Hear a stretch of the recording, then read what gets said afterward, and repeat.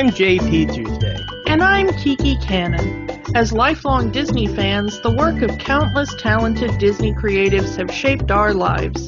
Now, as the Disney catalog expands, we're taking a journey through film and television to discover if that spark that shaped us as children lives on in adulthood. Does your favorite Disney media still cast that same spell? Join us as we find out. We are Rewatching the Magic. Happy anniversary, Kiki. Happy anniversary, Tuesday. 5 years ago, we sat down in front of our computers and we recorded the very first episode of this podcast, The Little Mermaid. Kiki, did you ever think in any of the time we've been doing this podcast that we're still doing we're still doing this now? No, and we have not missed an episode. And that's amazing. 5 years, no breaks, a new episode every week. In some cases, more than one episode. Yeah. So, and that's more than most podcasts. I mean, come hell or high water, we've both had COVID. We've both had,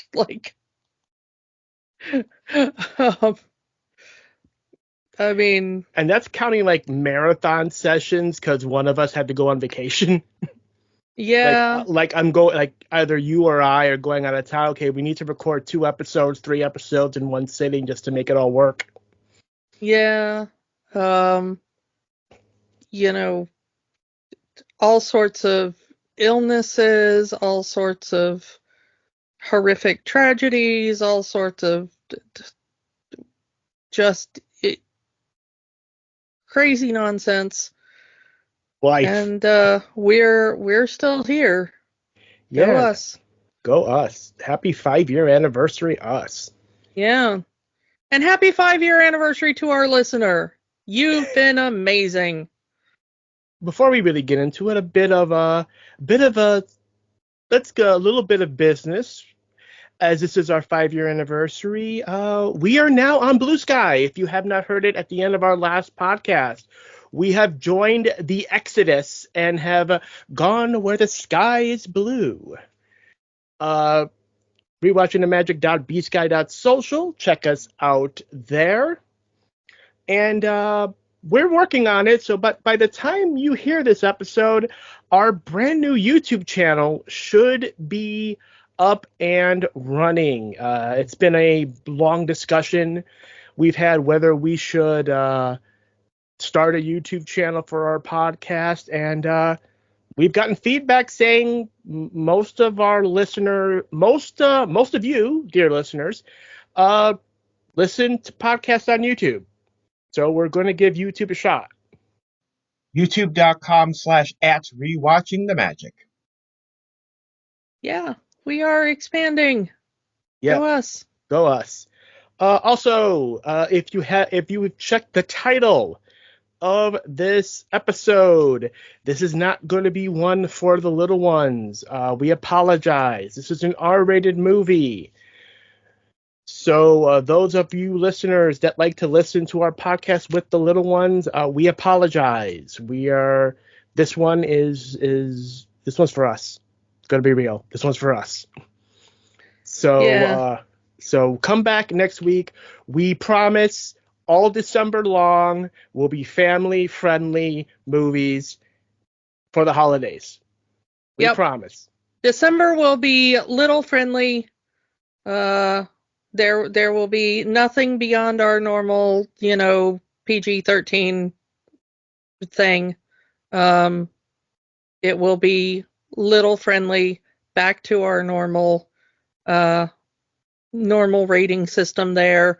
But Deadpool and Wolverine is the highest grossing R-rated movie of all time.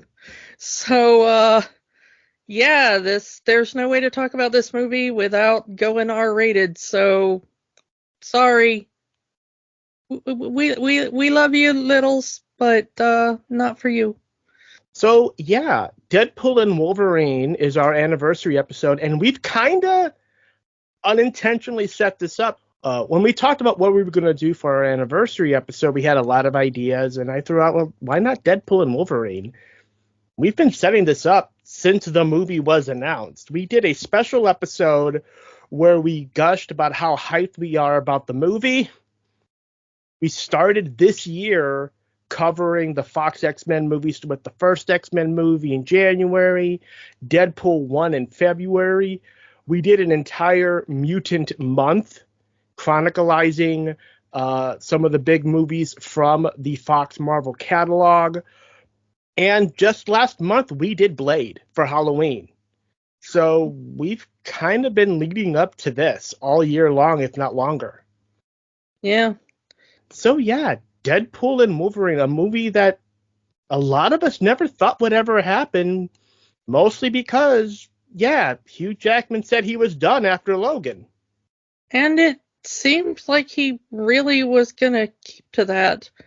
But he did say, kind of at the point when he announced his retirement, he said the only thing that would get him back would be basically this exact scenario.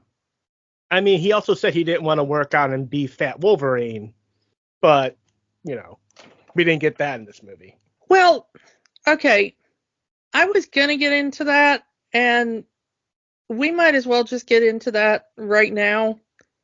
There's a bunch of stuff that kind of has intersected, and since this movie is the farewell to the Fox mutant universe, and they're not subtle about it, you know, this is them closing the Fox mutant saga.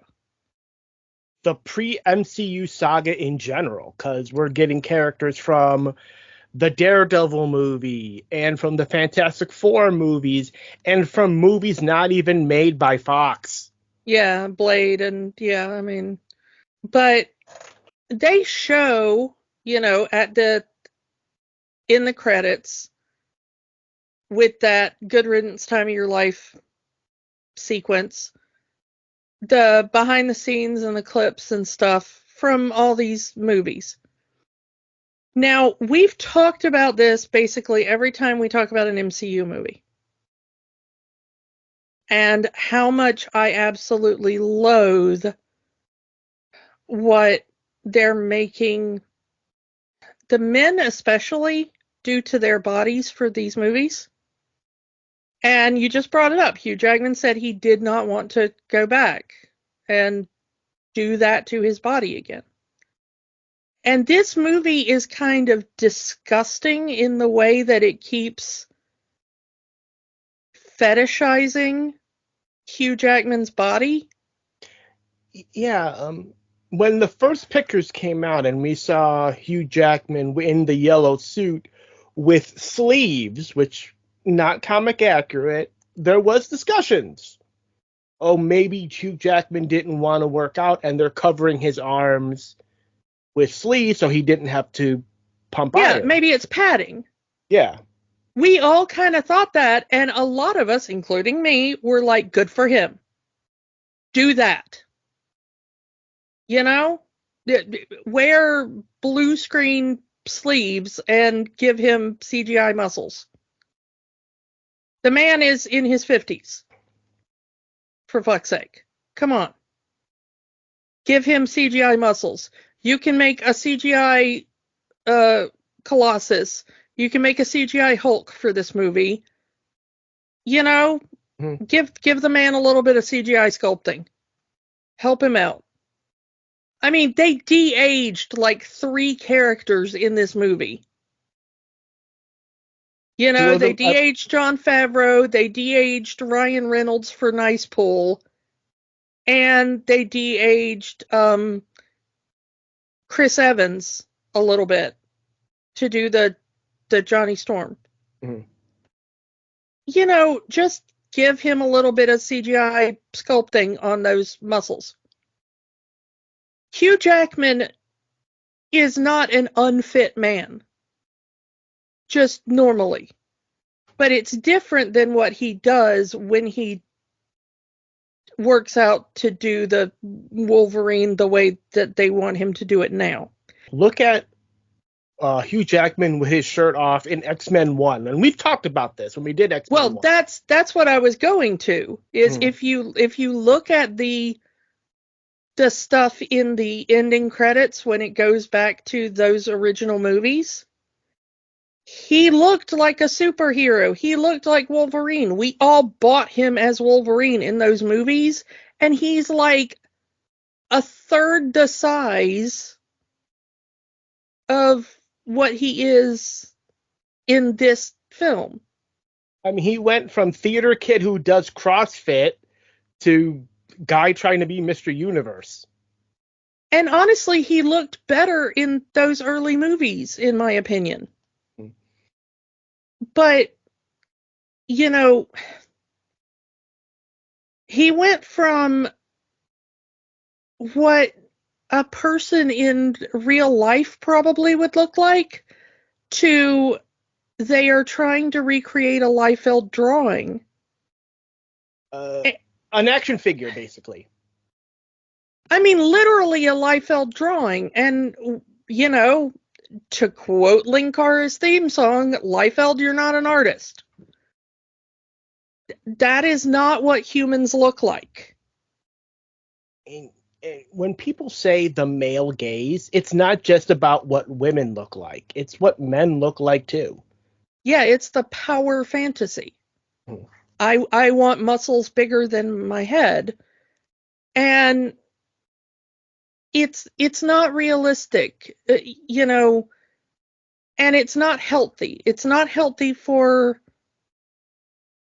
these actors because everybody knows, I mean, it's not a secret. Everybody knows that they're doing steroids.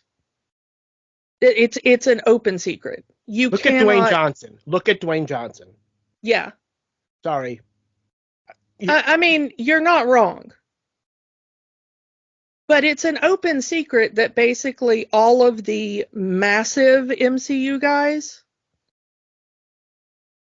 only get that way because they are doing, like, you know, testosterone and steroids and stuff when they're doing these movies. And you kind of have to, because these are all men in their late 40s, early 50s.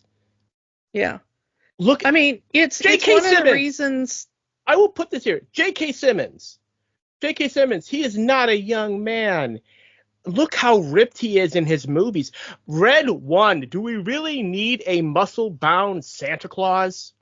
No. But there's a reason why, you know, as soon as Dave Bautista was like, I'm retiring from MCU roles, those type of roles, and he was like, I want to focus more on my acting more broadly. He was like, I'm immediately stopping all of that stuff. And what he did not say was all of that stuff has to be like a lot of chemical help. And I'm not trying to say that any of these people are doing anything bad or wrong. I know that this is pressure from above them. So please do not take this as me saying that any of these people are bad people. You know, this is a system that is forcing this on people. And I do not like it. And I do not, I am not holding this against the individuals. Okay? But there is no way for you to be that body type without that sort of thing. It's just not how humans are built. And Dave Bautista looks, people are like, oh, he looks sick or whatever. No, he doesn't. He looks like a normal human who works out. He's just not living at the gym anymore. Well, actually, he kind of still is. But he's just not, you know, extra. I mean, look at the way Batista looked like when he at the peak of his pro wrestling career. And then look at him now. He's bulked down because, yeah, I think he's right. He's no longer on the supplements, as they would call them. Yeah. And the thing is if you go back and you look at people like, if you look at Chris Evans before, like, in the first Captain America movie even, I mean, he was bulk. But then you look at him curling a helicopter. Look at the difference between those two, and it's insane. You know? Mm-hmm. And in the first Captain America movie, he's supposed to be the peak of human possibility. Not superhuman, just peak human. And then they made him get bigger. Like, what was wrong with Chris Evans in the first Captain America movie? You know that bit where, like, Haley Atwell just reaches out and touches his chest and goes like, huh? That wasn't scripted. That was literally the first time she'd seen him without his shirt on. And she was so impressed with his physique, she touched him and made a noise. I mean, look at... And then somebody looked at that man and went, no, he's not cut enough. And I want whoever that person was bonked in the head with a 2x4, because what the hell is wrong with you? Take a look at Chris Evans in... I can't believe I'm saying this. Take a look at Chris Evans in Not Another Teen Movie. And then take a look at him in Fantastic Four 1, and then take a look at him in his last appearance as Captain America. Night and day. And the thing is even in Not Another Teen Movie, he was hot. You're like, man, that is a dude who works out and is hot. And then by the time he got to, like, you know, Fantastic Four, you're like, oh, he worked out a little more. And then in Captain America, you're like, that is a dude who has worked out to the peak of working out. And then somehow they made him bigger. Look at Chris Hemsworth in the first Thor movie, and then look at him in Love and Thunder. And you're like, what the hell happened to this dude? And it's the same thing with Hugh Jackman playing Wolverine. He looked like a superhero in the first movie, and then he looks like a Liefeld drawing in this movie, and that is not a good thing. Then they joke about it. Well, they make a joke about Liefeld's just feet, which is maybe the best joke in the movie. No, what I mean, there's a line in there where Deadpool will say, this is Wolverine, he usually has his shirt off, but things have been tough since the divorce. Well, and that's the other thing, is that I wonder if maybe this movie did not contribute to his divorce, because after he retired from Logan, the rumor was he told his wife that he would never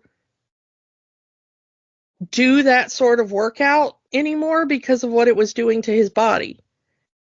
And then he agreed to do this movie, and that coincided very quickly with them getting divorced.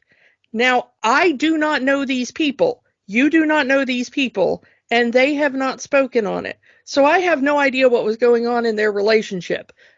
But it's a little weird to me that he was like, yeah, I promised my wife I would never do this thing. I did the thing, and, like, immediately that coincides with the divorce. I mean, is correlation causation? I have no idea, but it does seem sus. Yeah, I mean, but then again, like you said, we don't know these people. We can only guess. Yeah, I mean, I'm just saying there is a correlation there. I cannot say whether that's causation. It's probably not the only reason, if it's a reason, you know? Mm-hmm. But I don't know. That is the one thing about this movie that bothers me. I love this movie. Don't get me wrong. We're going to say lots of good things about this movie. But please stop doing this to actors. I'm okay with asking an actor to work out if they're physically capable of doing that. But do not ask an actor to put their body through something that is dangerous for them to do. Like I said, with J.K. Simmons, he's playing old guys. He doesn't need to be buff. Robert Downey Jr. is wearing a metal suit for most of the movie. He doesn't need to be buff. And if you want him to be buff, then like CGI or something.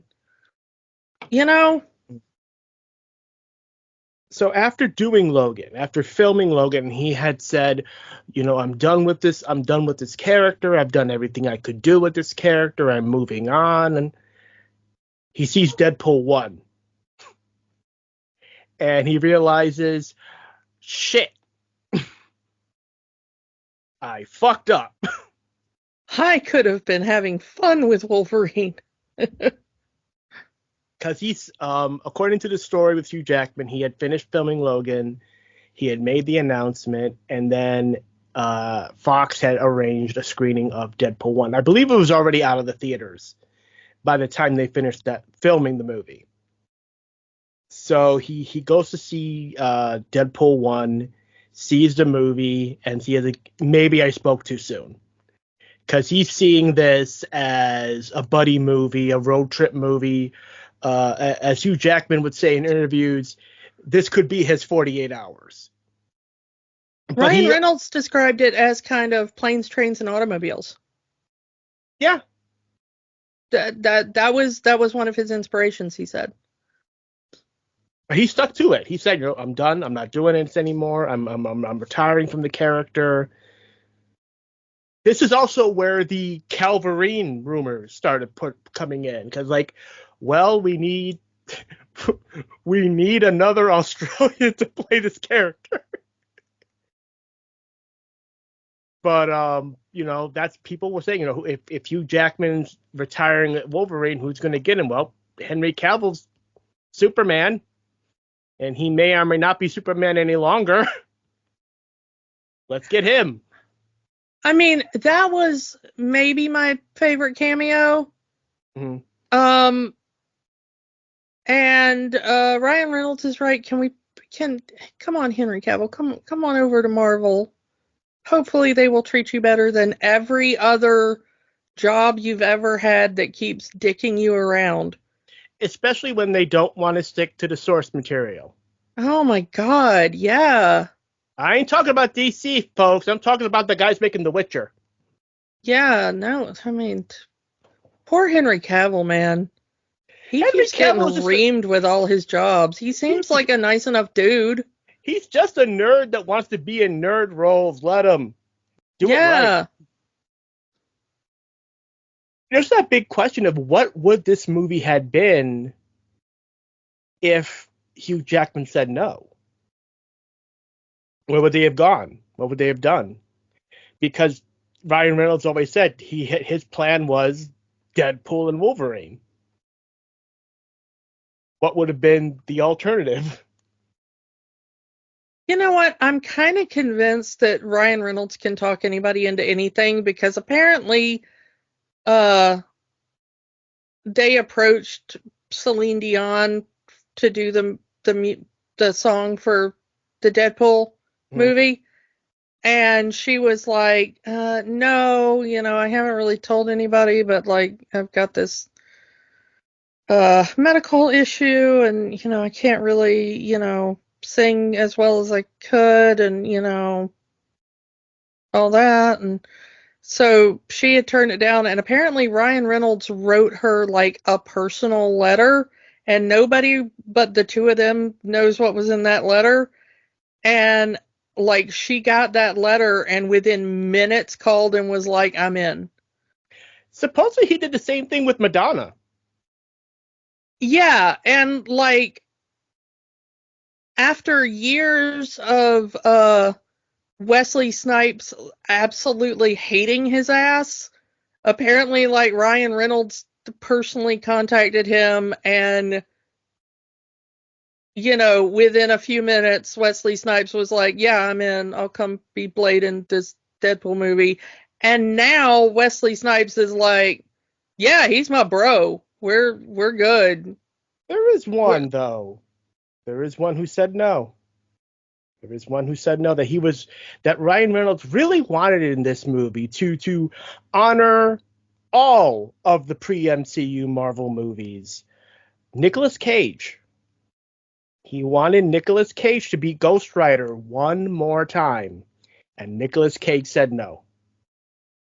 Keep in mind, this is right after he played his version of Superman in The Flash, so I think that may have added something to it. But he's Spider-Man Noir now in a new TV series, so there's that. Could you imagine that scene where all of the heroes driving to Cassandra's fortress, and then there's just Ghost Rider on the bike right next to him? Yeah, that would have been kind of cool. Although I'm gonna say, I know that he like wanted to pay homage to that, but like I did not particularly like those movies, so I'm kind of okay with it. Like, and let's pull another Band-Aid off. He got Channing Tatum what he wanted. Channing Tatum finally got to play Gambit in a movie. Now maybe he can shut up about it. Okay, are we gonna get into this? Might as well. We're just gonna do whatever. We're winging it here. Oh, okay. Okay, so I didn't like the 5 minutes of Channing Tatum as Gambit that we got before. We've never really talked about this because we didn't really cover that movie. He was supposed to be Gambit in X3, but that part got cut. Yeah, but having seen him now, like I came out of this movie, and you and I talked about it when we watched the movie. Just us chatting about it. Man, was that like the worst part of this movie to me? Was Channing Tatum as Gambit? I was like, man, this proves me right that Channing Tatum should have never been Gambit. Because for years, people were like, oh man, isn't it so sad that Channing Tatum never got to be Gambit? And I was like, no, because I think he would suck ass at it. And then I watched this movie and I was like, oh look, he sucked ass at it. And then it really surprises me that there are people that were like, wow, didn't Channing Tatum make a great Gambit? And I'm like, what the fuck movie were y'all watching? Because I watched this movie in which he sucked ass. I mean, he even said if he was going to play Gambit, he wanted to do the accent. And he does the accent. And it sucked ass. At least we got comic accurate costume. I mean, the costume was okay. I'm not really mad at the costume designer, But Channing Tatum did not feel like Gambit. He felt like Saturday Night Live was trying to do a parody of Gambit. Cosplay Gambit. Like he just got out of Comic-Con or something. And here's the thing. Channing Tatum is wrong for Gambit as an actor. I understand that he has a connection to this character the way Ryan Reynolds has a connection to Deadpool. He grew up in the South. He grew up in, the rural area. He has his natural voice prior to being an actor was that kind of drawl.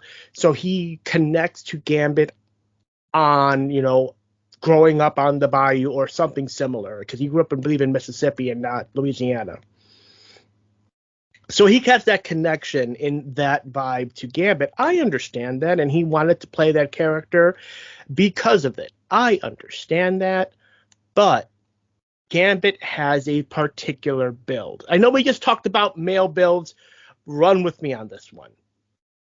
Gambit has a very slender build because he's very agile. He needs to use that staff. Channing Tatum is not slender. Even when he's not buff, he's still wide. It's the wrong type to be for Gambit. Also, his face in that cowl made his face look, no offense, Mr. Channing Tatum, sir, made his face look a lot fatter than it normally does. That cowl was not kind to him. Yeah, I do agree. Yeah, honestly, he needed to drop weight to play Gambit. Gambit is meant to be a very slender, like he should be Loki sized. He's a thief. You know, he's meant to be slender. He's supposed to go sneaking around and stealing shit. How do you go around sneaking around and stealing shit when you look like a linebacker? No offense, Mr. Channing Tatum. Yeah, and I mean, I don't know. It's the thing of like when you prioritize one particular body type. It's the same thing. It's the same thing with women too. It's prioritizing of one particular body type. You know? It's just for women it's a different body type, you know? But I'm just going to say I had more problem with his portrayal, you know, rather than anything else. It's like he tried to do the X-Men 97 version of Gambit. Okay, the X-Men 97 version of Gambit is like a bisexual icon, and yeah, no, that is not. But I mean, like, vocally, he's trying to do it in a very cartoony, over-the-top way. Kind of like if you watch like early 90s X-Men. I think that would be the better way of saying it.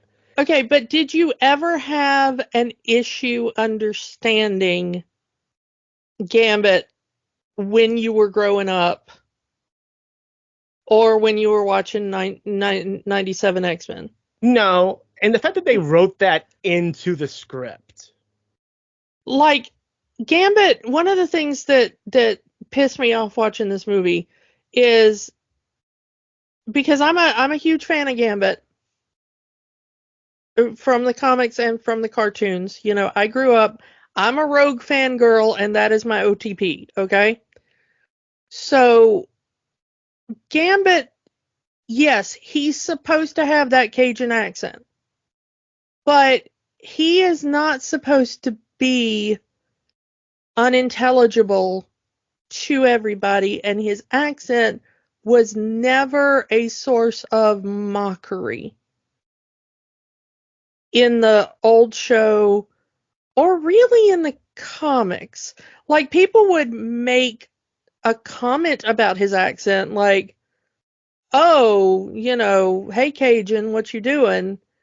But never like, say that again, I can't understand you, you mealy mouth, what are you, a minion? Like, no. Like, that's not what you do with Gambit's accent. Like, yes, he has an accent. You know where he's from. He's proud of where he's from. But people are never supposed to have trouble understanding him.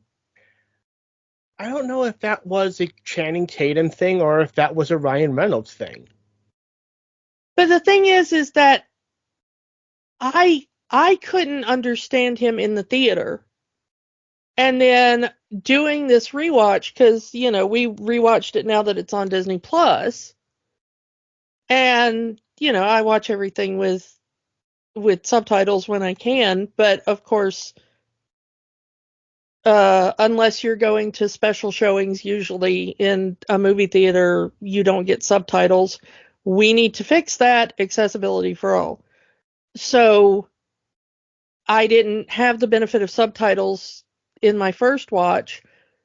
So I missed like half of the jokes and dialogue from Channing Tatum until this watch. Like, I just didn't understand his dialogue because, one, his accent is awful.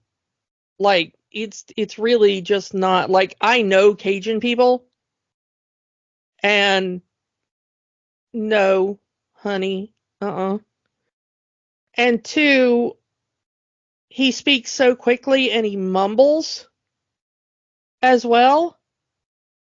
So if you have auditory processing issues like I do, like, I did not understand 90% of Channing Tatum's dialogue in the movie theater. So basically all of his dialogue was lost to me until I watched it on Disney Plus with captions. How's that for a bit of fuckery? Mm. I don't know how it came across to other people, but for somebody with my issues, that, It's just a bunch of people doing, oh, I'm gonna make a name for myself here. I don't know. Like I said, I was in the theater and I kind of laughed when I saw Channing Tatum. Oh wow, Ryan Reynolds actually gonna give Channing Tatum a chance here. And it's like after the movie ended, it's like, you had your chance. Now you can shut up about it because you had your chance. and you sucked at it. Yeah, that was kind of what I thought. I laughed too because I was like, oh, okay, we're doing this. And I was willing to give him a chance, and then he sucked, in my Yeah. opinion. I mean, Mhm. apparently other people have different opinions, but. And, let's go down the hero line here. Jennifer Garner back as Elektra.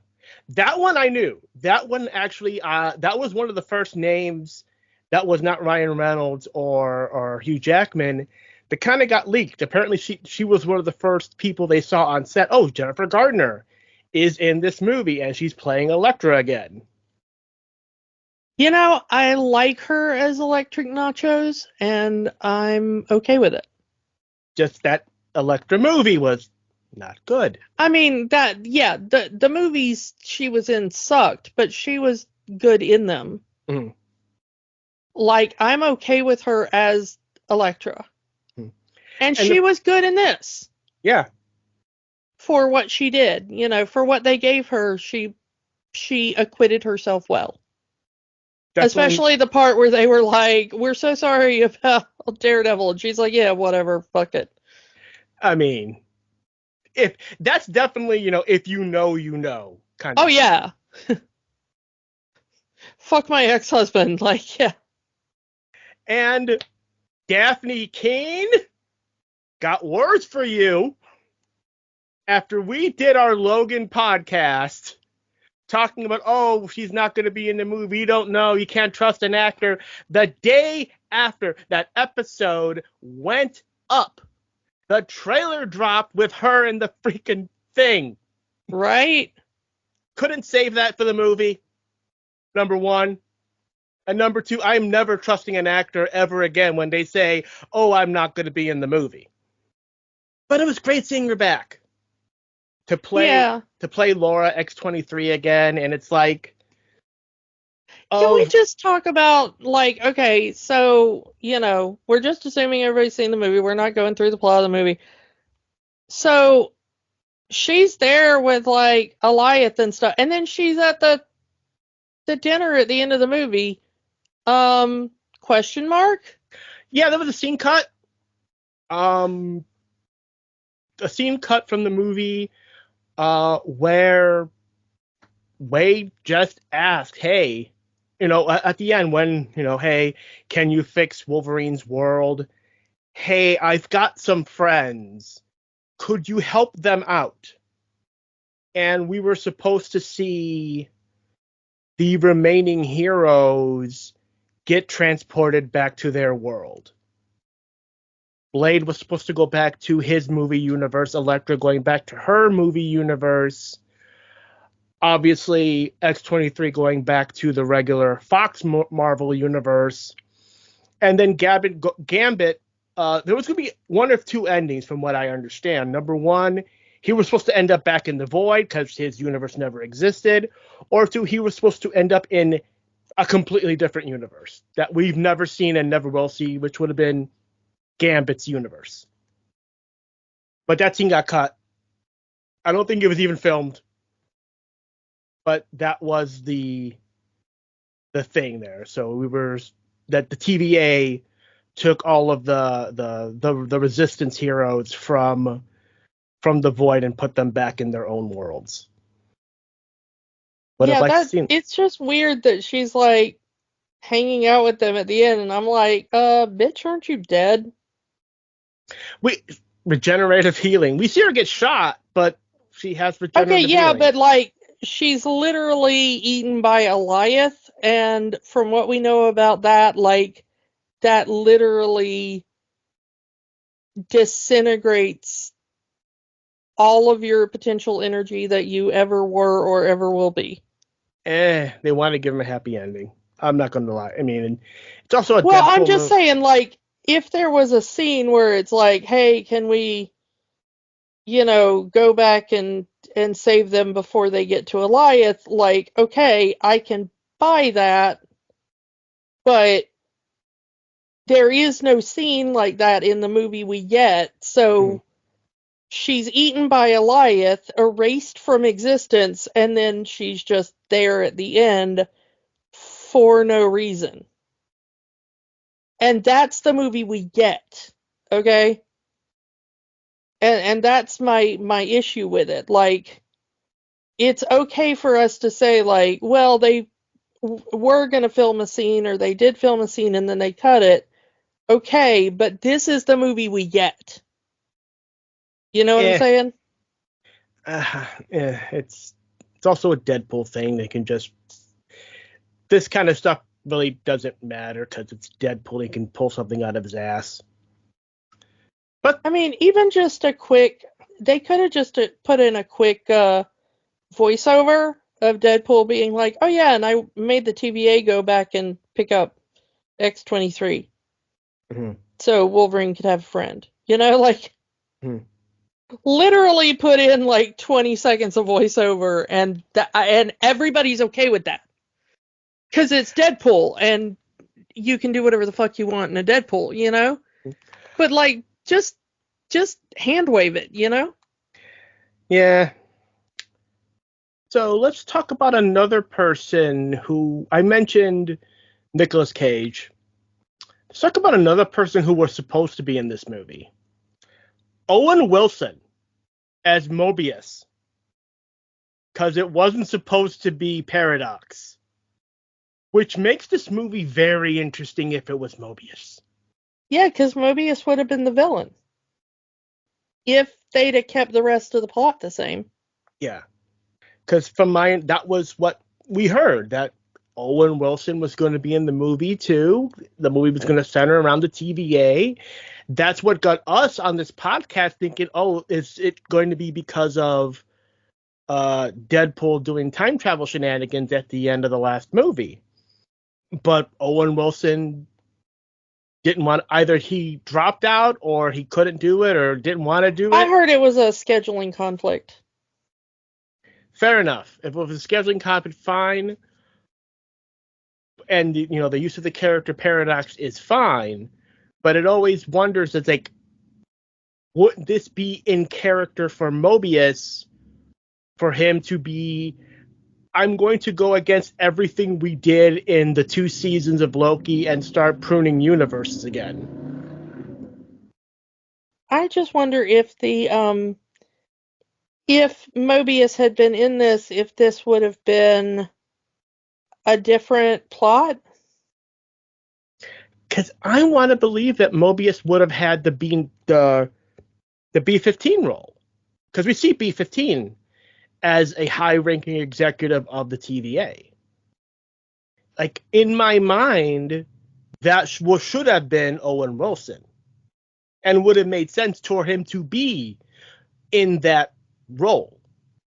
But the weird thing is that it seems like maybe not, because everything I've heard said that Matthew McFadyen is in this movie because Owen Wilson couldn't be. Which, like, why would the B-15 role, if you're still going to have Paradox as the bad guy, and then, you're going to have Mobius in the B-15 role, but just maybe with a more expanded part, then there's no reason to say that Matthew McFadden only ended up in this movie because Owen Wilson couldn't be in this movie. Like, everything I've heard made it sound like Paradox is only in this movie because Mobius couldn't be in this movie. Which makes it sound like he was taking over the role in the plot that Mobius would have been occupying. And which begs the question, would that have been out of character for Mobius to do that, or would it have been in a completely different plot? I mean, maybe it would have been a thing of like Cassandra would have been manipulating Mobius. Possibly. That could have maybe gotten him off the hook, you know? If Loki Season 2 hadn't ended the way it is, it would have made more sense for Tom Hiddleston to be in that B-15 role. Because Loki talking to Mobius, what the fuck, dude? We talked about this. We don't do this anymore. Not to say that I wasn't happy to see B-15 in a film, that character. But yeah, it's a big what if in terms of, you know, how would they pull that off? Let's talk about the choices of Cassandra's gang before we really get to Cassandra, because Cassandra needs her own discussion. Because we see, yes, they're played by different actors, because they're only on screen for a few seconds. We see so many of the old Fox Marvel X-Men villains. We get the X3 version of Juggernaut in that awful costume. We get, Blob, we get Azazel, we get Lady Deathstrike, the X3 version of Psylocke, not the X-Men Apocalypse version. And Toad, and the X3 version of Callisto, and oddly enough, the Daredevil version of Bullseye and the Punisher version of the Russian. But the thing is that for the most part, these are very clearly variants. Yeah. Of the ones we know, because they are mostly not played by the same actors. We do have a few of them that are played by the actors that we know. Aaron Stanford is back as Pyro. Apparently this Pyro can just create flame. He doesn't need a flamethrower on his back. Good for him. I don't think that's actually true, because he's completely defenseless, really, until Johnny flames on, and then he just steals all his flame. But yeah, like, Tyler Mane comes back just to die like a punk, you know? Yeah, Sabretooth. And I never thought we would get an X-Men Origins Wolverine reference, because Deadpool straight up says it's Sabretooth, your brother. Yeah. This is the first time that's been acknowledged since that movie.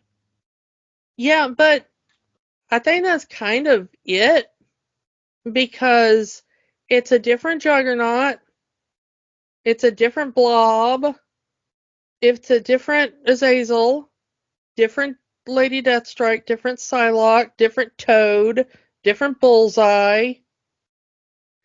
But to use those specific costumes is what I'm saying. Oh, yeah, no, but I'm just saying that, like, unlike on the hero end, where we bring back the actors and all that, the villains don't really get the same, you know what I mean?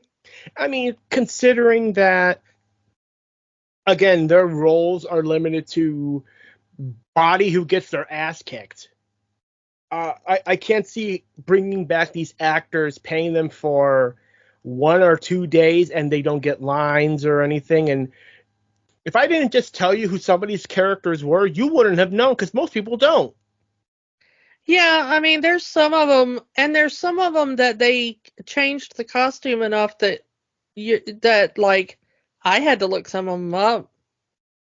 Like some of them I recognized, of course, Like I didn't get that that was supposed to be Bullseye until I looked it up. Apparently, Vinnie Jones was asked to come back to be Juggernaut, and he said it will be a cold day in hell before he wears that costume again. Yeah, I don't blame him. That costume looked uncomfortable in X3. It looks even more uncomfortable now. So, yeah. Let's talk Cassandra. This Cassandra is very much based on the James McAvoy version of Charles Xavier, because she's young and she has the same inflections in her voice, at least to my ears. I don't know about your ears. Yeah. Emma Corrin as Cassandra. Definitely trying to emulate James McAvoy's version of Charles Xavier. And for the most part, it's accurate. The outfit is comic accurate. The way she uses her powers with the fingers in the head, accurate. Yeah, you can look up exact, like, Cassandra with her fingers in somebody's brain comic panels and freeze frame them in the movie. And, like, they have exactly replicated that to a really disgusting degree. Especially when, like, she does it and the person's eye gets misshapen. It's freaky in a good way. Oh yeah, no, it's perfectly done as far as the effects go. The effects on that are incredible, but like if you've ever seen Cassandra use her powers in the comic, the way it's drawn, and then you're like, ooh, how are they going to do that on screen? And then they nailed it. Like, bravo to the effects team. And I say McAvoy because Cassandra is the twin sister of Charles Xavier, meaning she is the same age as Charles Xavier. So in the comics, she's an old woman. Because Xavier in the comics is an old man.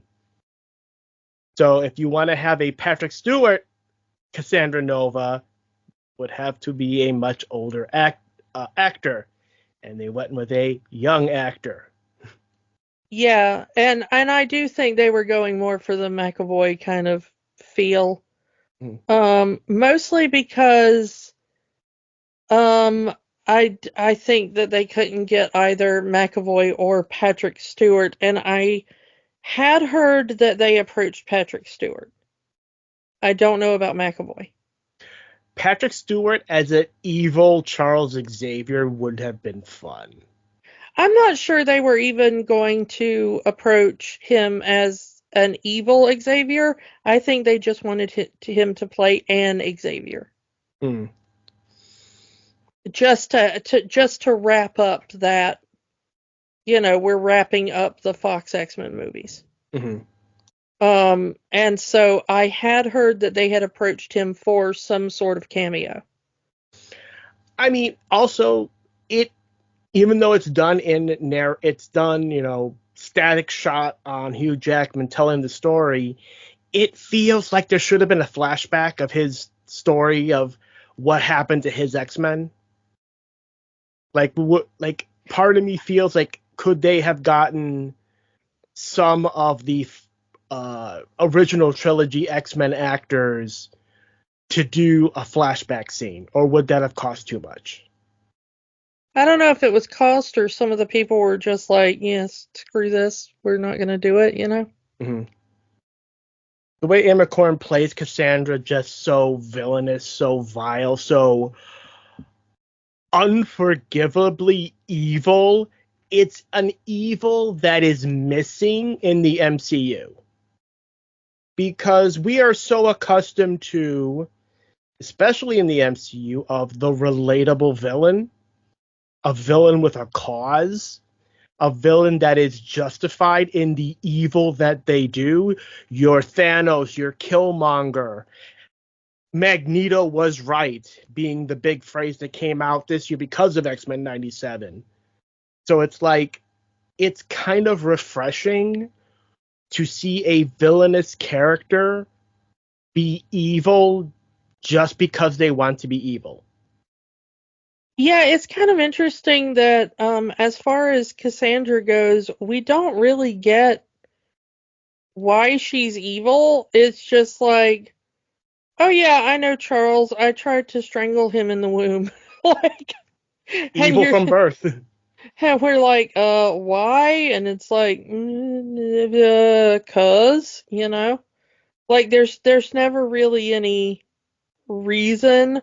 I mean, in the comic books, it's a very complicated, blah de blah, but uh, No in the way they can movie, pull that off in a movie. well, yeah, I mean, but in the movie, it's just like, hello, I'm the evil twin fetus of Charles Xavier. I tried to kill him in the womb, and now I'm here. Sup, you know? And like, we don't get any more explanation, and it's like, do we really need any more explanation? No, it's just a villain. Shut up and watch your stupid Deadpool movie, Yeah, it's a Deadpool movie. What do you expect in Shakespeare? Oh, you know what? Now that I say that, I want to talk about the quote controversy of this movie. Apparently, a certain group of people got their panties in a twist over Marvel Jesus. Number one, it was all over the trailers. Number two, you went to a Deadpool movie. What did you expect? And I thought this was just some sort of Instagram or TikTok trend where people were pretending to be offended at a Deadpool movie. And no, this is a thing because I know people that felt this way going to see the movie. And I told them, it's a Deadpool movie. You've seen the other two movies. What were you expecting? Like, they even say, we are not going to pacify Deadpool just because this is a Disney production. Feige specifically said he wanted to keep the Deadpool movies R-rated. The only no-go, according to Ryan Reynolds, the only thing they were not allowed to do was drug use. And they make that a joke in the film. I mean, over and over and over, they make that a joke in the movie. Do you want to build a snowman? Yes, but I can't. So, like, everything else was fair game. So they just went for broke with the Marvel Jesus thing. It's like, I say it again. Like, what were you went to a movie called Deadpool, which is the third Deadpool movie. What were you expecting it to be? Some people just want to be angry at things. Boy, don't I know it. Yeah. But I had to make my vent in this episode about that. So, thank you. I'm just gonna say, when people start doing things like that, we just gotta start pointing at them and laughing. Like, no quarter for that, you know? Not to sway the discussion, but it's kind of why I wish people were keeping going the whole "that's weird" thing we were doing a month or so ago. No, I mean, I'm just gonna say, if people gonna fuck around, people gotta start finding out. You know? We're seeing it too. Even if it's just mockery, Even if it's just looking at them and going, what the fuck is wrong with you? You know, you want to act a fool, you gotta find out. You gotta be called out for it. So you want to be upset about him calling himself Marvel Jesus when he did it in the trailer? Like, you gonna sit in the movie and then go like, he called himself Marvel Jesus. It's like, well, yeah, that was in the fucking trailer. Maybe watch the trailer to a movie before you shell out money to go see a movie. I mean, just seriously. Mm-hmm. Like, is this movie going to offend me? Maybe just watch the trailer and try to get a beat on it. Because that was in every single trailer from, like, literally the first one. If that's going to offend you, there it is, right there in the trailer. Don't go watch the movie. There you go, champ. Yeah. Easy peasy. Shut up and let the rest of us like our Deadpool. Speaking of things we like from this movie, it made an old song a hit again and a dance craze. It brought it back. The Bye Bye Bye intro. I was doing that dance in my seat in the theater, and the friend who went with me to the theater was laughing at me. Like, did you? I remember you telling me that. Like, did you know this was going to happen? No. Like, how do you know the movie? Like, how do you know the dance? Like, I lived it. Yeah, the weird thing is, like, I am not a boy band fan, and never have been, like, unless you consider, like, the Beatles and the Who and stuff boy bands. But, like, you cannot be our age and have had, like, access to MTV during that period of time and not have that dance burned into your brain, because it played on TV like 20 times a day when that song came out. Like, I did not intentionally ever watch that music video, nor did I ever intentionally learn that dance. It's just one of those things that, like, you know how, like, nobody our age ever remembers hearing Bohemian Rhapsody for the first time, but we all just know every word to it? Yeah. That's the Bye Bye Bye dance. Like, we all just kind of know it, but we never actually learned it. It was just on constantly when it came out that we just picked it up by osmosis. So, like, everyone our age just kind of knows that dance inherently. And the friend who went with me was, like, a little bit older than I am. Not by much, but like a couple of years. So, like, just barely out of the range to have missed it. And I was like, I was the exact right age for this to be burned into my brain. Apparently, the only person that's roughly our age that cannot do this dance is Ryan Reynolds. Yeah, they brought in a professional dancer to do the Bye Bye Bye dance. Dance pool. And it's, yeah, pretty faithful to the original music video dance.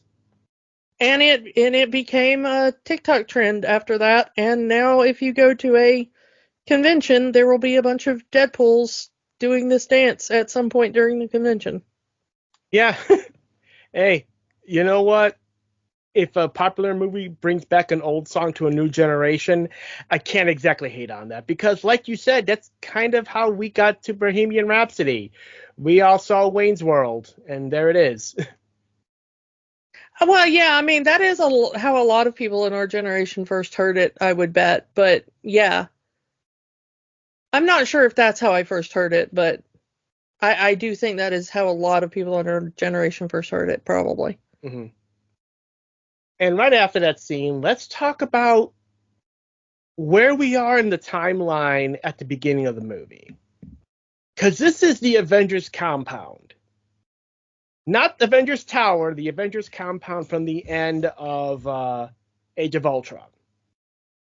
Specifically, Tony Stark's office. Apparently, Robert Downey Jr. was asked to cameo in that scene, but he declined because of they thought it would ruin a certain announcement that came out 24 hours after the movie came out.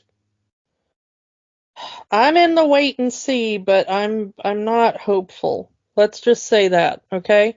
Mm-hmm. But since this is supposed to be Tony Stark's office, the amount of Easter eggs in Tony Stark's office. So many Easter eggs. Like, you see the cap shield from Iron Man 2 that from his office.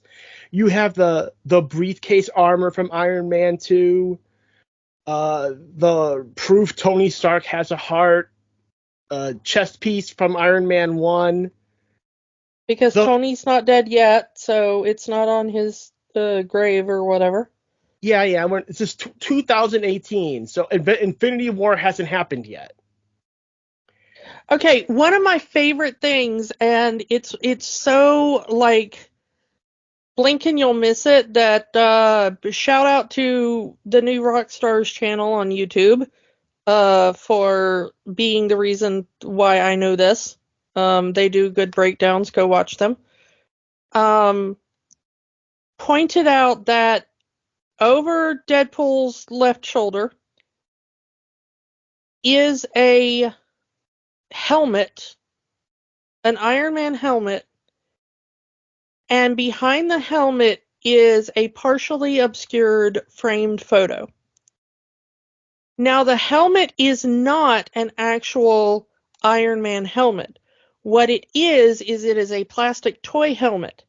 And it is the same helmet that the little kid is wearing that Tony saves at the expo that is later retconned to be Peter Parker. And the picture behind him, yes, his face is covered by a Post-it note. No, it's covered by the helmet. The helmet is obscuring it. Yeah, it's the same picture from Infinity War, from Endgame, when Peter gets the Stark internship. Yeah, there's a picture of actually I think it's earlier. I can't remember exactly, but yeah, it's a picture of Tony giving Peter the Stark internship, and he's holding the thing upside down, the little certificate upside down. But yeah, they have covered up Tom Holland's face in the photo because they would have had to make a deal with Sony to show Tom Holland's face. But it is like kind of a blink and you'll miss it, like, yes, we're doing a shout out to Spider-Man because here's the plastic helmet that Peter Parker was supposed to be wearing, and even though the photo is obscured, Peter Parker is in this photo. So it's like there's so many, not only references to Iron Man, but references all over the MCU. So, Wade, he's in there in that interview for the Avengers, and he says, I need to be an Avenger so I can matter. Because he needs it. And that becomes like this big ongoing, it's a big ongoing thing throughout all three movies. But I do like how it kind of gets to its zenith in this one of Wade really only cares about himself. Everything he does within the first two, even in this movie, is what he wants. He wants Vanessa back in that first movie. So he does all of these things, chases after Ajax, does this, that, and the other because he wants Vanessa back. He does this entire thing for Fire Fist, trying to save this kid's soul because Vanessa told him to. And he feels that I need to do this so I could be with Vanessa in the afterlife. It's not, I need to do this for someone else. I need to do this to get what I want. And in this movie itself, I need to matter. I want to join the Avengers not because I want to be a hero, or I want to protect people, or I want to make the world a better place. I need this accolade to prove to myself that I am worthy of the life that I have. And when he doesn't get into the Avengers, he kind of has a midlife crisis. You see that conversation he has with Vanessa. Say you don't love me anymore. Say you don't want me because I'm a failure. Me, I. The fact that no one really talks about that when watching these movies is very interesting. And it's not until the end of the movie where he has that picture and the words echo from Happy at the beginning of the movie. I'm not doing this because I need it.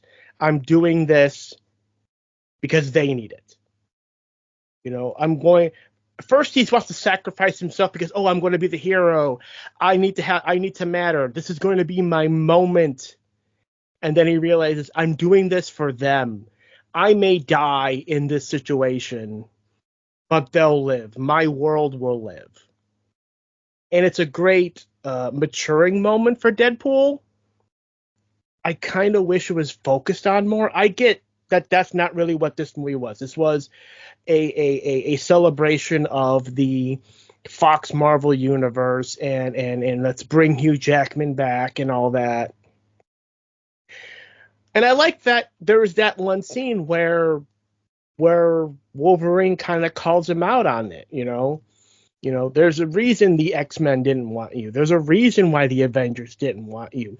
You couldn't even sustain a relationship with a stripper because you're pathetic. You're selfish. You are on this entire journey for what you want. I mean, I kind of, screw Logan for that line because, there's no reason to think that you should have to put in less effort to a relationship with a sex worker than anybody else. Like, Vanessa's not worth less just because she works as a stripper. So, fuck you, Logan, for that. But other than that, he's not wrong about the rest of it. Just, it's like, wow, you couldn't even maintain a relationship with a cashier. Fuck you, Fair enough. Even in that we get that flashback to when they break up, and that was another point of contention, of complaining of some fans, myself included. He went through 2 journeys because he loved Vanessa that much and he wanted to be with her that much. Dude broke the laws of time and space to retcon her death, which shouldn't have happened. We go back to our Deadpool 2 episode about that.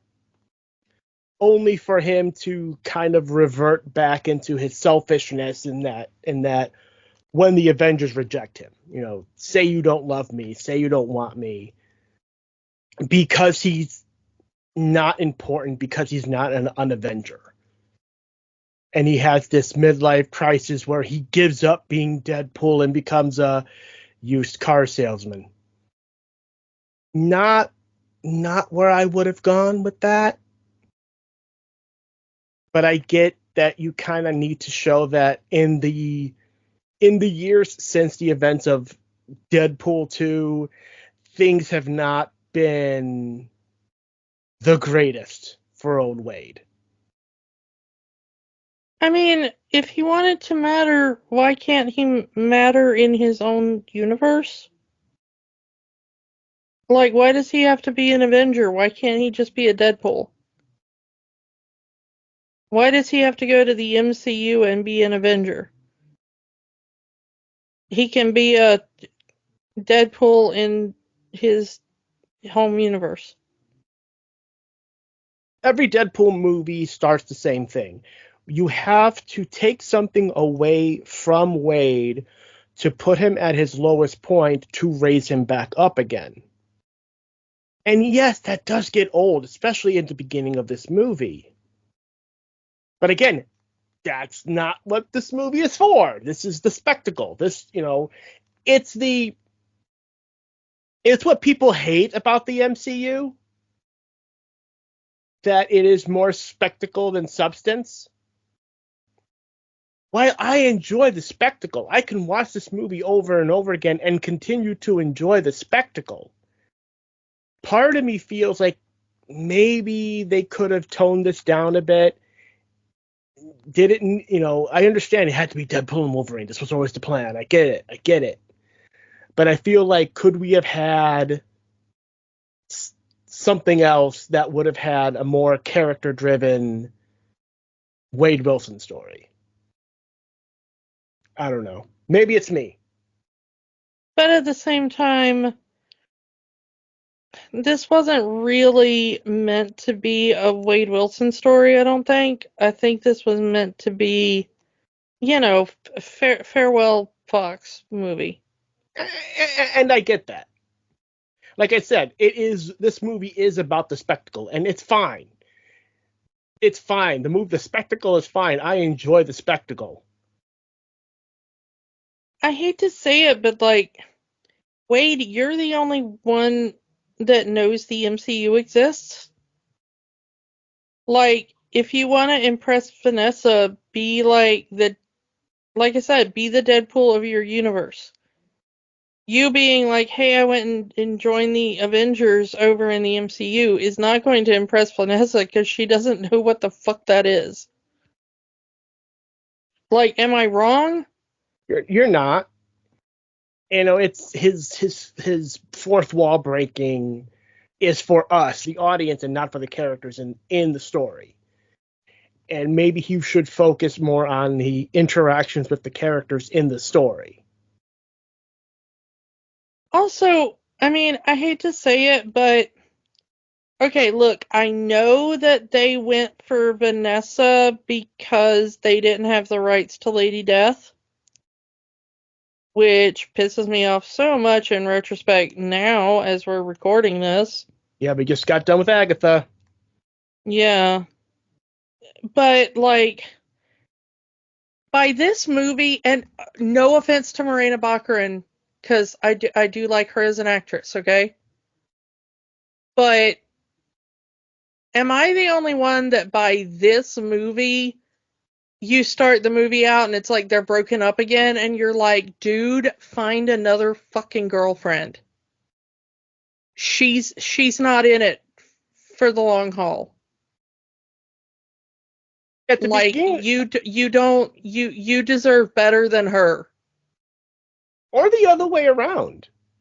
I can argue the other way around, that Vanessa could deserve more than Wade, especially if, as I've said, Wade tends to revert to his very selfish desires at the end of it. Maybe it's just that they don't jive as a couple. Possible. Maybe there's blame on, both their parts. I don't know. And by this movie, I don't care. I am sick of it being like, we're back together. Next movie, we're broken up. Like, I don't care. Everyone knows that couple. I don't care. Everyone knows that couple. That every couple of months, oh, we're broken up. Oh, we're back together. Oh, we broke up again. Oh, we're back together again. Find other people. And she kind of does at the beginning of the movie at Wade's birthday party. She is already dating another guy. She's no longer a dancer. She says that she's seeing a guy at the office.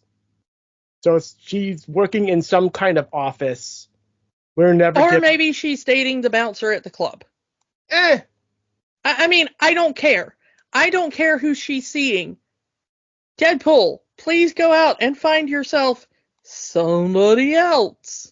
You know who would have been a great new romantic interest for Wade Wilson in this movie? Domino. Why is she not in this frickin' movie? Where's Cable? I understand that they were not going to be the focus of this movie. That I understand. This is Deadpool and Wolverine. Your focus is going to be on Deadpool and Wolverine. So you're not going to get Josh Brolin to come in here for 5 minutes. But after everything they did in Deadpool 2, and, where's Fire Fist? Where did he go off to? Not in this movie. I don't really need to see everybody.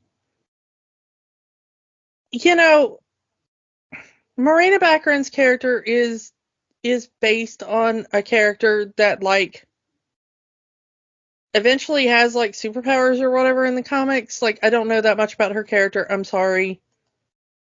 Copycat. She's a shapeshifter. Yeah. And so, like, when they first introduced her, you know, in that first movie, I remember us talking about it just as friends when it came out. We were like, hey, you know, it'll be interesting by the time they, you know, if this ever gets a sequel, you know, she'll have, like, superpowers and stuff. That'll be cool to see Morena Baccarin be, like, a superhero.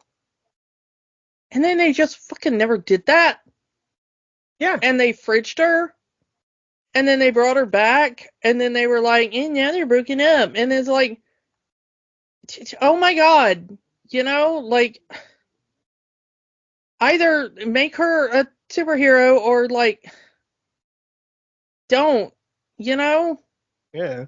Either make her a superhero or just make her a random chick new character.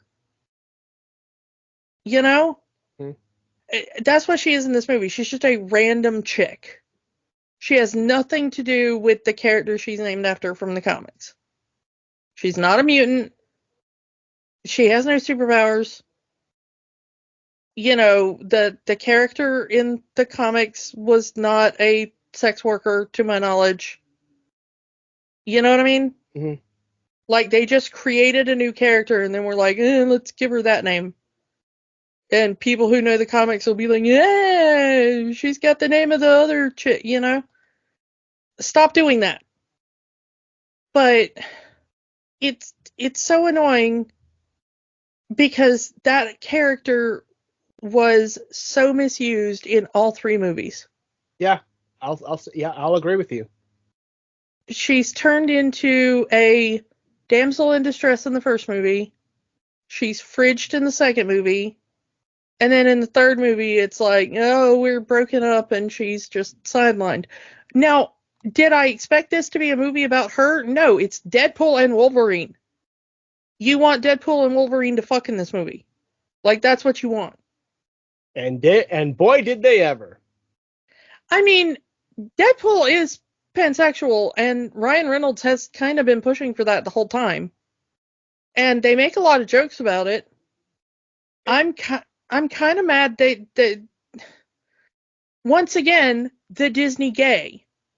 Like, everyone made the joke of them in the car. I mean, that was some good bondage with the seatbelts. Mm-hmm. When they cut away and then it cuts back to, like, the next morning. And Deadpool is just, like, mummified in those seatbelts. Damn, Wolverine, you know? Deadpool is kind of known to have a crush on Wolverine. Even in the movies. Even in the movies, he has a crush on Wolverine and Hugh Jackman. This is an R-rated movie, you know?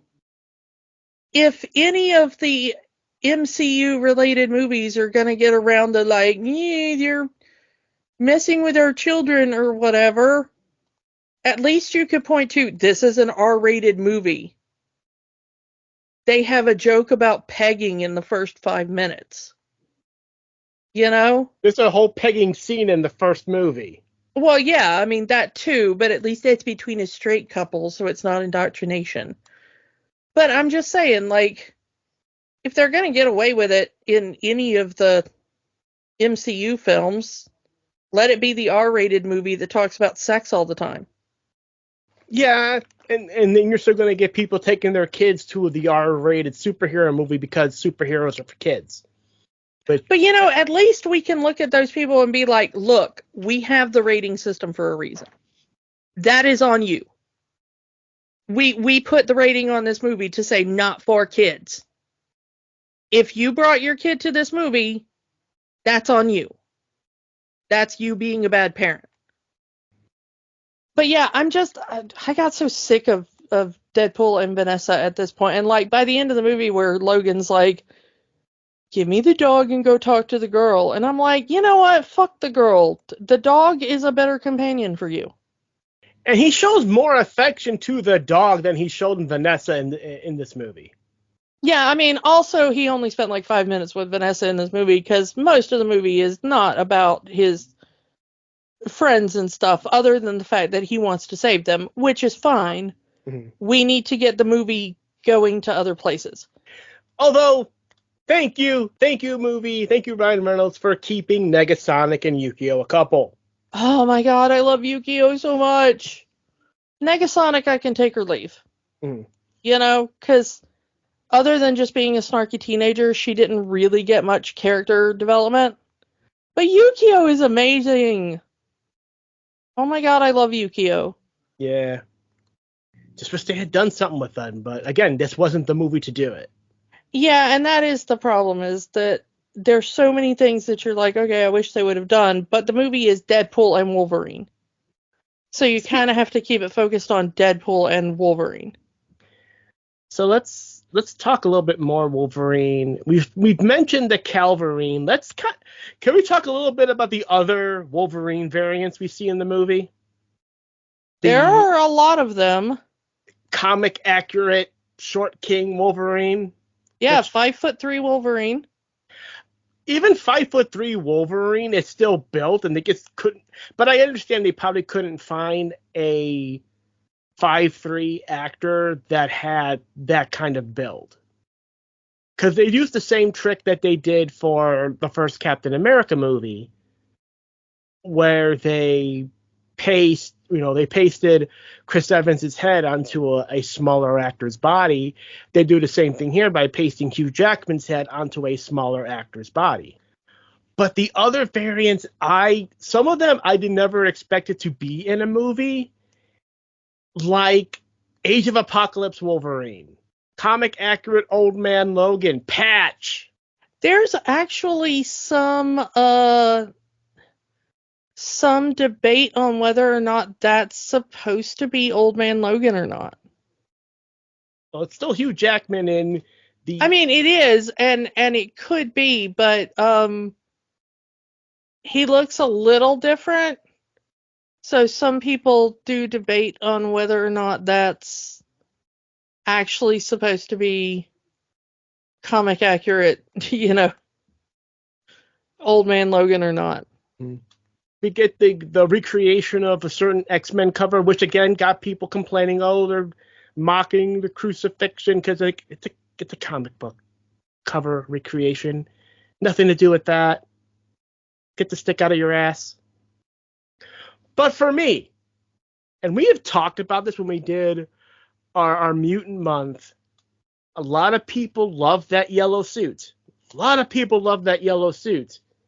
I've always loved the brown suit. It was only in the movie for a minute, but I got Hugh Jackman in the brown suit fighting the Hulk, and that was awesome. Yeah, didn't you fight the Hulk in that suit? It's the same CG model as the other Avengers movies, but it's done in such a way that you're not seeing the Mark Ruffalo face in the Hulk model. Like, the closest you see is the reflection of the Hulk in the claws. Yeah. And you have to really look to see that reflection. Yeah, I missed it in the theater. Probably the only time we'll see Patch in a movie, but, we saw Patch from behind in the trailers, and a lot of people were speculating that Daniel Radcliffe was going to play Patch. I don't know where that rumor came from, but that was like a really going rumor on the internet. And then it was just Hugh Jackman with an eye patch. Which I guess saved money, but Can we talk about Dogpool a little bit? Yeah, let's talk about Dogpool. We mentioned her a bit. They found a winner of the world's ugliest dog contest. Dog's name is Peggy. Well, not the world's ugliest dog. She was the ugliest dog in Britain. And her name is Peggy. And she's just so adorable. It's the implication that it's just a dog. This is just Nice Pool's dog that he dresses up in a variation of his costume, and he calls her, Mary Poppins, aka Dogpool, and not the Dogpool from the comics, which is just in one world, Wade Wilson was a dog and got messed up when trying to find the what. I know this is the R-rated podcast, but I want to say this in such a way because it does deal with animal cruelty. Trigger warning. In his world, the Wade Wilson that was born a dog was used for animal experimentation from a makeup company, and the makeup disfigured him and then also gave him superpowers. But in the movie, it's just a dog, and I think that's better. Just make it a regular dog. I'm cool with that. Yeah, that I like better in this movie. It's just better that it just like, Nice Pool is so nice that he would have this ugly dog. Like he would see this dog and be like, "Oh, this is a dog that needs love." I will care for this dog. Is Nice Pool really nice though, or do they call him Nice Pool ironically? I mean, I think the other Deadpools are calling him Nice Pool ironically. But I think that probably he just really is nice. I mean, even, our Wade Wilson calls him out saying, hey, you're maybe don't say that about a woman who recently gave birth. Because he makes that comment, oh yeah, you should meet Lady Deadpool. She just had a kid and you can't even tell. Like, that doesn't sound very nice. And then he says, like, well, it's okay, I identify as a feminist, like. So is he Nice Pool or is he Nice Guy Pool? I mean, maybe. You can debate that. Because we really don't know that much about him. Other than he looks like Ryan Reynolds, circa Two Guys, a Girl in the Pizza Place. Yeah. With the long wig. His death is just foreshadowed very early. It's like you have to not be paying attention to realize this guy's going to die at the end of this movie. Because, you don't deserve to have this dog. I will be his papa. And, you have these golden guns. Yeah, you can have them over my dead body. Ah. And when R. Wade just intentionally gets him killed, even though he can regenerate using Nice Pool as a human shield, you're gonna live until he gets his head blown off. Like, that was intentional. All because he wanted those golden guns. So yeah, and then we get, the other Deadpool variants, Lady Deadpool. Again, why was this spoiled in a trailer? Could have saved this for the movie. But no, like days before the movie comes out, one last trailer, here's a female Deadpool. Played by Blake Lively. Oh, voiced by Blake Lively. It's not her in the costume. Yeah. But like the various Deadpool variants, the Samurai Pool and Welsh Pool and Scotland Pool. Head Pool. Love me some Head Pool from the Marvel Zombies universe. Yeah, Nathan Fillion as the voice of Deadpool. Yeah. Cowboy Pool, Matthew McConaughey doing the voice of that. Mm-hmm. You already mentioned Welsh Pool. If you are a fan of Welcome to Wrexham or follow Wrexham at all, which is Ryan Reynolds' soccer team that he owns over in Wales, Welshpool is actually played by one of their star players, Paul Mullen. One of the variant Deadpools is played by Tom Holland's brother, Harry Holland. The two children, Kid Pool and Baby Pool, those are actually Ryan Reynolds and Blake Lively's children. And two characters that I'm surprised made the cut, but they're here, and they're in one scene together. Is Deadpool 2099 and Golden Age Deadpool. Deadpool 2099 in the comics is Wade Wilson's daughter from the year 2099, and they do make her look feminine, but yeah, the way her armor is put, because that's how it looks in the comic. It's comic accurate. And Golden Age Deadpool is a Deadpool from the 1940s, an alternate timeline. So if, again, from the 40s, so yeah, it would have been around with Captain America, since they kind of did a comic where all the heroes were in the 40s.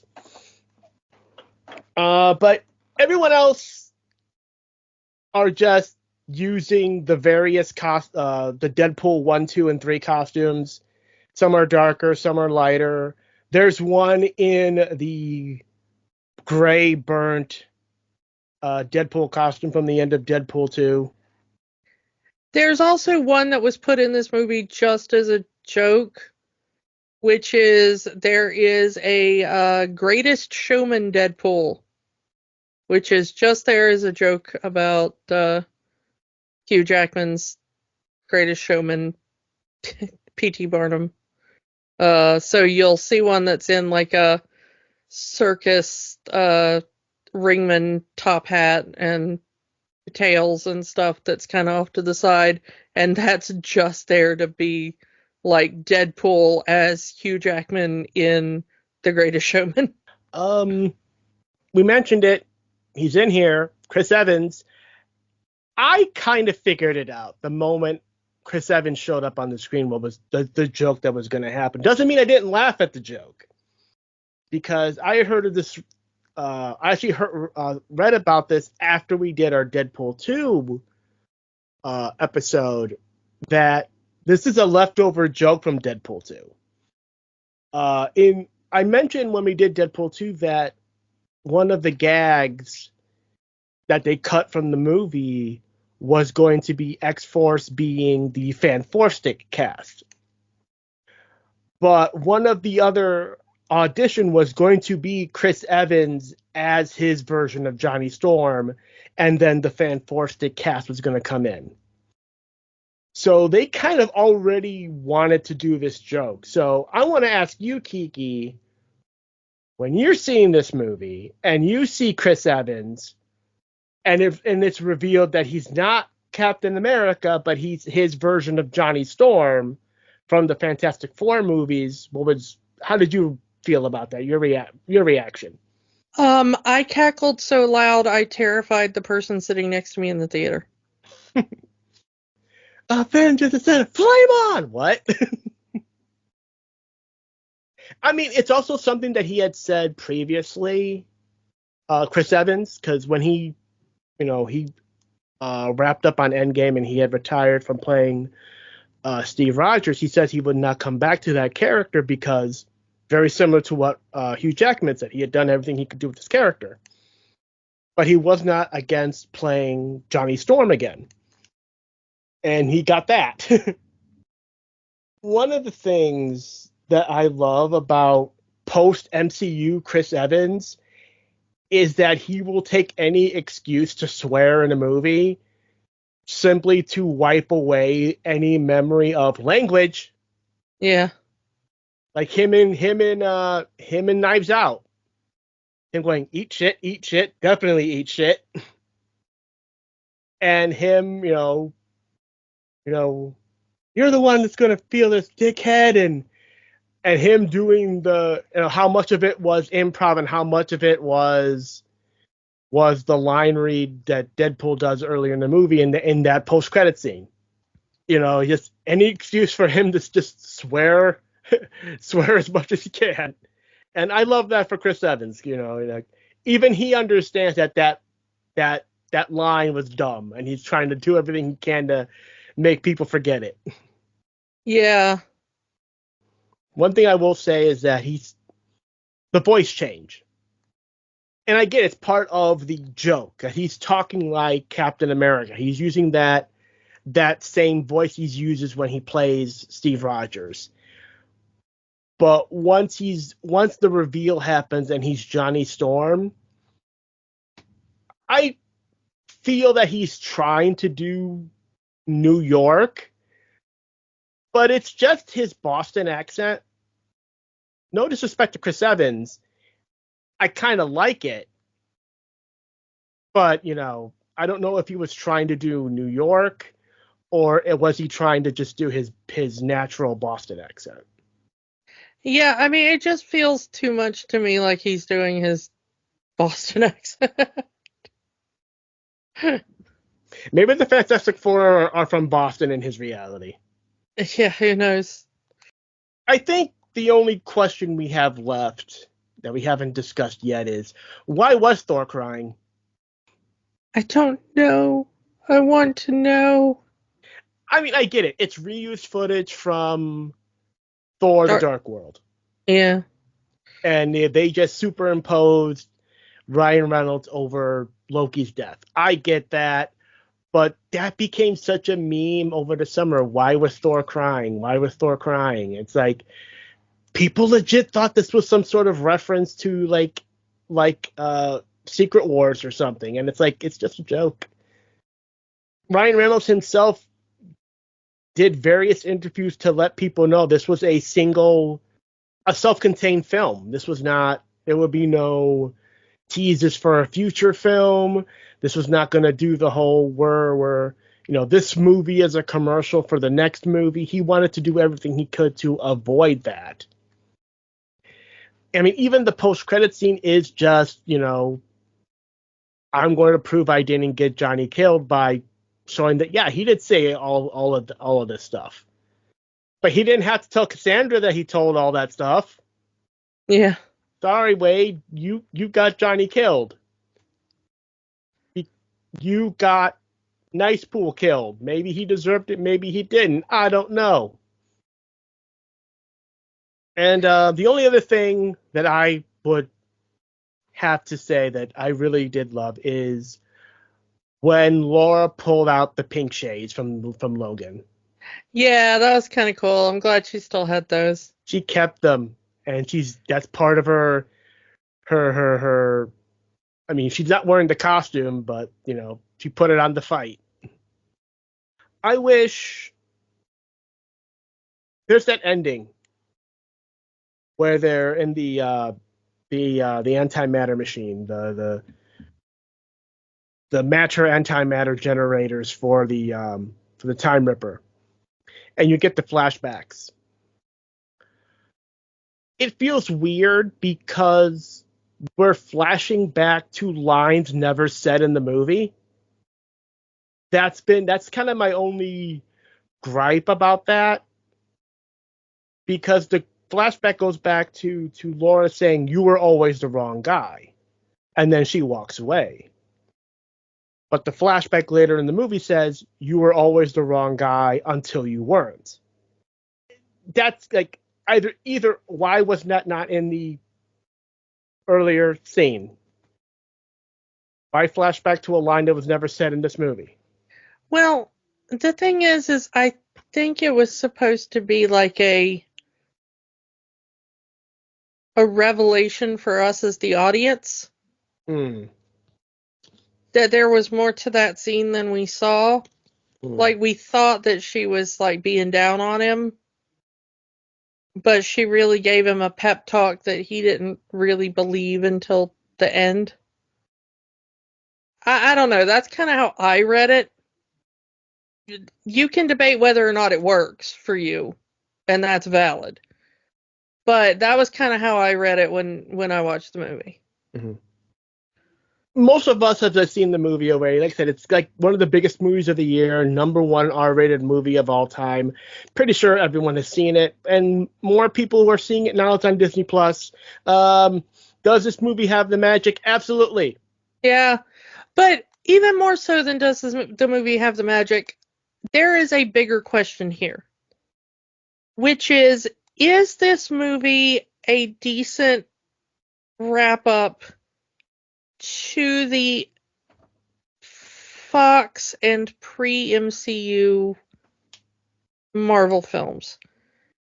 Look, Ryan Reynolds said, and you brought it up, this is kind of the last thing I want to talk about.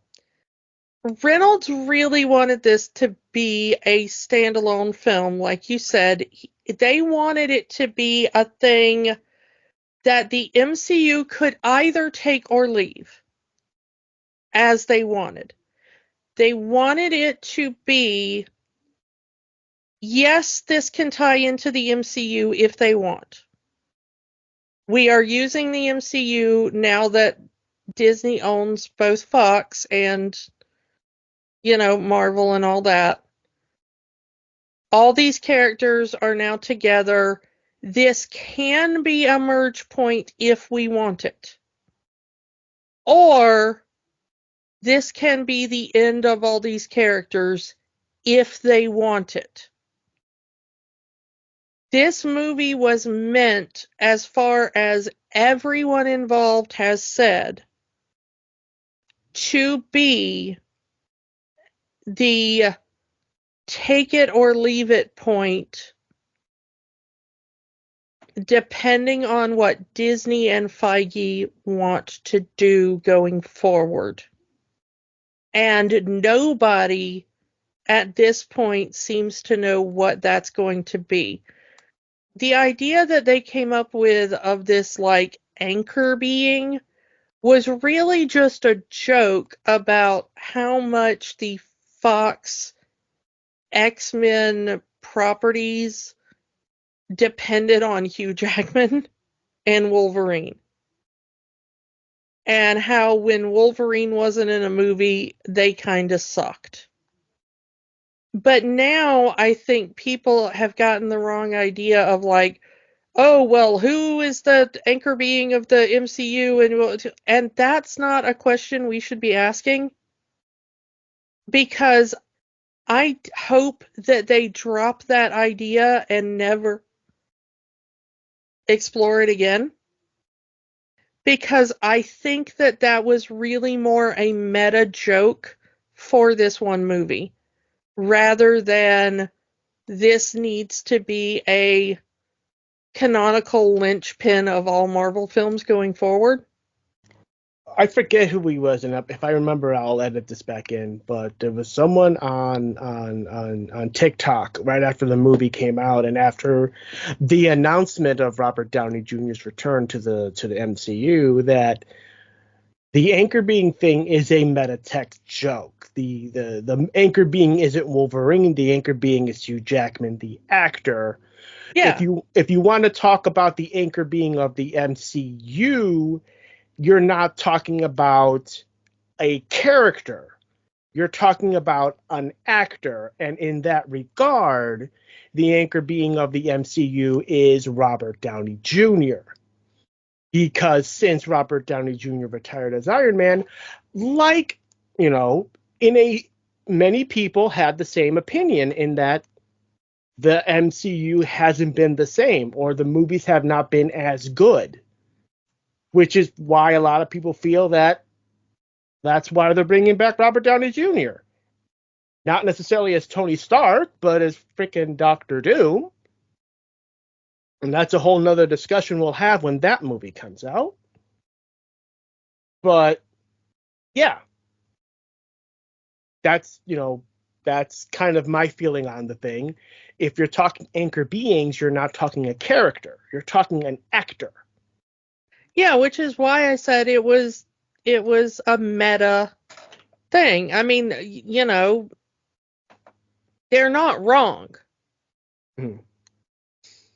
We shouldn't be thinking of this and oh, what character is, Feige at some point said it was oh yeah, if the MCU has an anchor being, it's Doctor Strange, which is stupid. Make sense. I think he just said it just to say it because he Yeah, needed an I answer. think that was an off the cuff remark that did not have much. Yeah, and I think it was only because of that scene in Infinity War, where it's like, let me look through all the timelines or whatever, or maybe that what if where he ends up collapsing the whole thing because,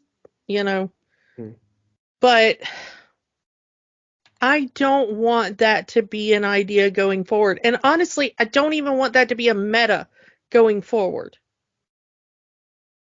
I make the joke that, there are two basic pillars to the MCU, daddy issues and Loki being hot. But, even Tom Hiddleston needs some time off, Like, as much as I would like every MCU movie to contain more Tom Hiddleston, that's, you know, the dude needs to, have some time to go do some theater or something, Yeah. Like, I don't want this stuff to revolve around any one person or character or thing.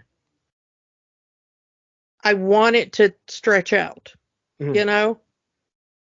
I want it to do some Deadpool, and then I want it to do some She-Hulk, and then I want it to do some Agatha all along, and then I want it to, Mm-hmm. I But want it to be a varied universe. yes, definitely. I want other characters to get the spotlight. I understand that the larger consensus of paying customers, because that's who you're going to listen to, want the characters that they know back or featured more. But also, you have to give these actors rest. Not, they make the joke in the movie, Hugh Jackman's going to do this till he's 90. Like, that's a joke. But there are fans, there are paying customers who want that. They want Hugh Jackman to be Wolverine till he's 90. They want Robert Downey Jr. to be Iron Man till he's dead. And they want Chris Evans back as Captain America for bullshit reasons. Let's be real. I'm really looking forward to seeing Sam on the big screen. Yeah, I can't wait for that movie. It looks great. But Yeah. I understand that they're paying customers, and as a business, Disney has to appeal to the paying customer. I just don't like it. Yeah, I mean, it's one of the reasons why capitalism and creativity do not mix. Mm. And also, let's be honest, it's one of the reasons why people are talking about superhero burnout. Yeah. We are not those people. Make mine Marvel. I'll take it. Yeah, make mine Marvel, let me drown in it. I'm going I cannot imagine a time the day may come. Never say never. But I cannot imagine a time when I'm like, ugh, another MCU thing. Like, I'm not there yet, and I can't imagine when I will get there. Same. But, like, if all you have is more Robert Downey Jr., who I like as an actor, he's good in the roles he does, but, like, I do like watching other actors. Mm. I don't want only Iron Man movies. I don't want him playing every character in the MCU. It would have been nice. I mean, maybe they're going to do something with Doctor Doom I'm not expecting, but I really would have liked to have seen a Romani actor play Doctor Doom. Same. They are out there. Can we please have them? And, I want new characters. I want to see there is an entire. And I want new actors. Yeah. Can we have? I mean, do we remember the days of who is that and why do I give a fuck have been cast as Thor and Loki? Yeah, fair. Like, I want those days back. I want the days back of, like, we just cast two people that most people have never heard of, and we just made them into huge stars. No one in the United States knew who Hugh Jackman was when he was cast as Wolverine. Absolutely. Give me that again. I want the days when I'm like, who the hell is this Australian musical theater actor and why has he been cast as Wolverine? And then being surprised as fuck at how good he was. Exactly. Give me that sort of shit again, please, Marvel. You were once really good at that. I want that instead of like, look what A-list actor we've just cast, maybe not in a good way, as a superhero to get butts in seats. Like, find the best actor for the job and make them an A-lister. Because that's amazing when you do that. Exactly. But to reiterate the point, Deadpool Wolverine definitely has the magic. I'm still impressed by it. I still enjoy the spectacle. Yes. Good wrap up for the Fox and pre-MCU, Fox and other adjacent films too. And yeah, I'm not gonna lie. When that B-roll footage, that footage of all the behind the scenes footage of the other movies, I'll say it. I teared up because that's kind of what I wanted. This was the farewell. Poor New Mutants didn't even get a mention in that B-roll. Yeah, they didn't get a single frame. Van Forstick did, not the New Mutants. Yeah, those poor bastards. Yeah, but yeah, let's move on to next week. This is next week a movie that I've been wanting to do for a while, and could you call it a musical if it only has one song played over and over and over again? Maybe. That Thing You Do, the Tom Hanks movie about the one-hit wonder band, The Wonders, the Oneaters. So yeah, come back next week for That Thing You Do, and we will talk to you all next time. Bye. Bye. Thank you for being around for 5 years, all you listener. And for the new listeners that are joining in, thank you for joining us on our journey.